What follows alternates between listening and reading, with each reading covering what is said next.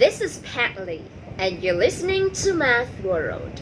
Now, here's a question. Can you guess how the human hand, the petals of certain kinds of flowers, and even some famous paintings could be related mathematically? Well, if you have no idea, our question of the day from listener Lucy Work in Rhode Island will help you. Miss Work asks, I've heard a lot about the Fibonacci sequence lately. What exactly is it? For an answer, we contacted Professor of Mathematics, Dr. James Christ.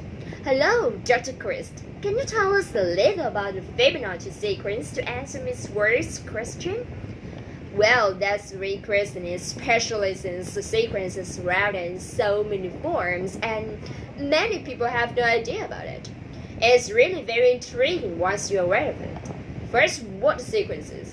It's a series of numbers, and in the sequence, each number is the sum of the preceding two numbers. In other words, we add two numbers together to get the next one. Let's look at the start of it. The numbers are 1, 2, 3, 5, and 8. So, if we add the first two numbers, 1 and 1, we get 2, which is the third number. Then 1 and 2 equal 3, which is the fourth number. Then 2 and 3 equal 5, which is the fifth number, and so it continues. So let's see. Each number is the sum of the previous two numbers, and the sequence can just go on and on. Yes, that's right. And what's so amazing about it is that the sequence shows up around in so many ways. It appears in the natural world. Natural forms tend to reproduce the sequence. For example, flowers, pine cones, and seashells. Look at the petals on the flowers. There are more likely to be 5 petals than 4. The spirals in the seashells also involve the numbers from the sequence. It's not as easy to see it with flowers, but the measurements of the spirals are numbers of the sequence. Some people even mention the human hand when talking about the sequence. We have 2 hands. Each of them has 5 fingers, and each finger has 3 parts separated by 2 knuckles. All of these are numbers from the sequence. Maybe it's just constants or maybe not. And it's not just in the natural world, it's also in the art world. It appears in a lot of art. Probably the most famous is in the work of Leonardo da Vinci.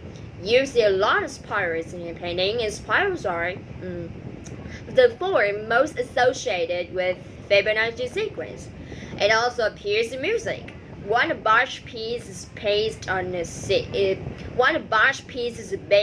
sequence in the way the musical patterns repeat.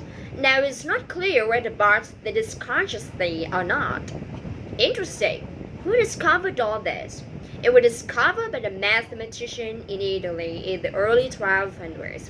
His name was Leonardo of Pisa, but he called himself Fibonacci because his father's name was Fibonacci. Anyway, he was an extraordinary mathematician. He actually introduced the decimal system to all the mathematicians of the time. So mathematicians has known about the sequence for a long time. Yes. Now, your listener says that she heard a lot lately about the Fibonacci sequence. It seems like interest in this series kind of comes and goes in popularity. Lately, it has been more popular. I think it's great. It's fascinating, and if it gets people interested in math and numbers, then all the better. It is fascinating. Thank you so much, Dr. Christ. You're welcome.